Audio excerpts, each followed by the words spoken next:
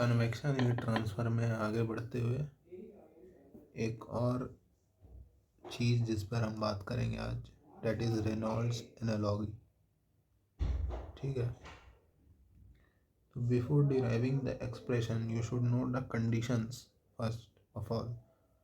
तो Reynolds analogy को derive करने से पहले ये एक एजम्पशन लिया गया कि Prandtl number should be 1 and the pressure is not changing with x, means del P by del X is 0। अब क्या किया हमने, एक प्लेट है, आइसोथर्मल प्लेट है, ठीक है, वहाँ पर x दूरी पे जाके हमने एक एलिमेंट लिया and this is the hydrodynamic boundary layer, और इस छोटे से एलिमेंट से कुछ हीट फ्लक्स बाहर निकल रहा होगा और इसका छोटा सा एरिया dA होगा। ठीक है, as per the Newton's law of viscosity, जो शियर स्ट्रेस होता है वो किसके होता है, dynamic viscosity into du by dy। ठीक है, और उसके बाद ये फर्स्ट इक्वेशन हमारा आ गया, और y इज इक्वल्स टू 0 पर हमने लगाया क्योंकि इस पार्टिकल के लिए बात कर रहे हैं ना, ये जो x दूरी पे जो छोटा सा मास है उसके बारे में बात कर रहे हैं, तो y यहाँ पे क्या है, 0 x एक्सिस पे है वो। दूसरा इक्वेशन ये है कि ये जो प्लेट है इसमें जो मॉलिक्यूल्स है, ठीक है, वो अपना हीट ट्रांसफ़र कर रहे हैं किसको, फ्लूइड पार्टिकल को। ये हीट इससे कैसे ले रहा है, कंडक्शन के थ्रू ये इस प्लेट के मॉलिक्यूल से हीट ले रहा है। तो फोरियर लॉ ऑफ कंडक्शन से इसी क्यू डॉट को, यही जो क्यू डॉट है हमने दिखाया, उसको हम ऐसे लिख सकते हैं माइनस का K F into D T by D Y. D T by D Y क्यों किया, क्योंकि एक्स डिस्टेंस पे जाके हमको टेम्परेचर में वेरिएशन देखने को मिलता है। किसी भी एक्स डिस्टेंस पे जाएंगे तो हमको टेम्परेचर का एक प्रोफाइल देखने को मिलता है कुछ इस तरह से, मैक्सिमम एट द सरफेस, फिर धीरे धीरे डिक्रीज होते जाएगा। इसी थर्मल बाउंड्री लेयर इसी को कहते हैं, बाद में देखेंगे क्या होता है, temperature as a function of Y. नहीं, थर्मल बाउंड्री लेयर तो हम लोग शायद उस पर वीडियो हमने बना दी है। ठीक है, तो अब देखो यहाँ टेम्परेचर का वेरिएशन वाई के साथ हो रहा है, at a particular X temperature Y के साथ वेरी कर रहा है, तो हमें निकालना है वाई इज इक्वल्स टू 0, मतलब इस बॉटम वाले पॉइंट का। ठीक है, इसलिए हम D T by D Y at Y is equals to 0 किए। प्रांड्टल नंबर हम 1 कंसिडर करके चल रहे हैं, तो प्रांड्टल नंबर क्या होता है, new C P by K F, ये वैल्यू 1 है, तो यहाँ से देखो के एफ बाई न्यू जो है वो सी पी के बराबर आ जाएगा। Equation number 1 and equation number 2 को अगर हम डिवाइड करके देखें तो यहाँ से Q naught by tau W X minus K F by nu D T by D nu आ जाएगा, और माइनस का के एफ बाई न्यू को हम लोग यहाँ से सी पी लिख सकते हैं, और टाउ डब्ल्यू एक्स को इधर भेज देंगे। अच्छा, टाउ डब्ल्यू एक्स को हम क्या लिख सकते हैं, friction factor into half rho U infinity का स्क्वायर। ठीक है, ये हमने पहले भी बात किया है।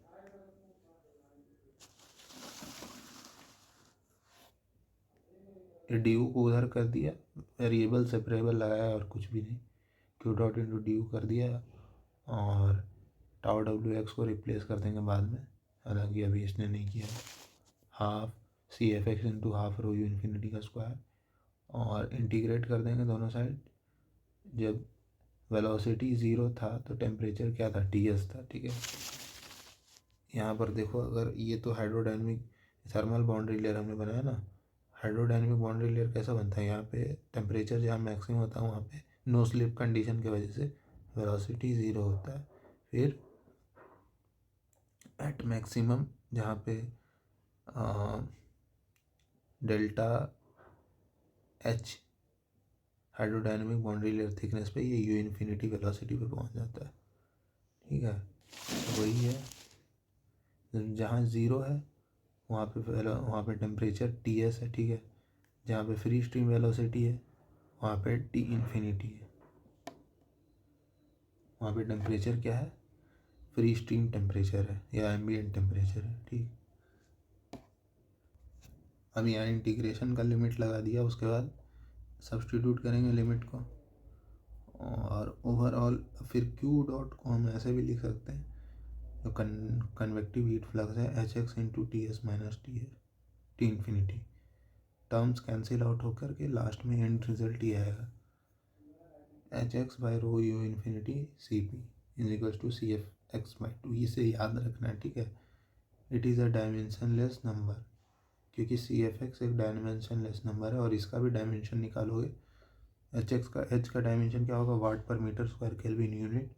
सबका यूनिट रख के देख लेना, यहाँ कोई यूनिटलेस आएगा, ठीक है। तो इसे कहते हैं स्टैंटन नंबर, ठीक है। Stanton number, it's a dimensionless number. तो इस चैप्टर में कई सारे डायमेंशनलेस नंबर हमने देखा। पहले हमने देखा वाइट number, Fourier number, Nusselt number, Reynold number, ठीक है, प्रैंडल्स नंबर, हालांकि वो तो फ्लूइड में भी देखते हैं। उसके बाद स्टैंटन नंबर देखा, ठीक है। अच्छा, स्टैंटन नंबर का एक और एक्सप्रेशन है, Nusselt number at any X, Reynolds number at any X into Prandtl number. जब इसको सिंप्लीफाई करेंगे तो यही टर्म आ जाता है, करके देख सकते हैं। नसेल्ट नंबर क्या हो जाएगा,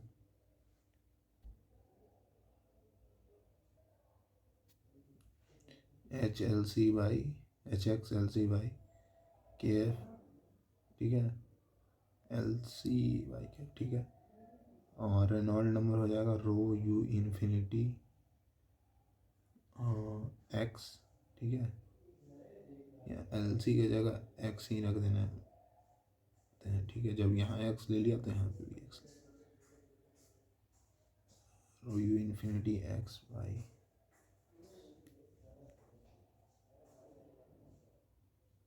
बाई न्यू, ठीक है। न्यू क्या है, काइनेमेटिक डायनेमिक विस्कोसिटी, ठीक है। N2 में प्रैंडल नंबर क्या हो जाएगा, K by nu C P. Prandtl number हो जाएगा nu C P by K F, ठीक है। यहाँ से देखो कैंसिल आउट होके यही टर्म आ रहा है,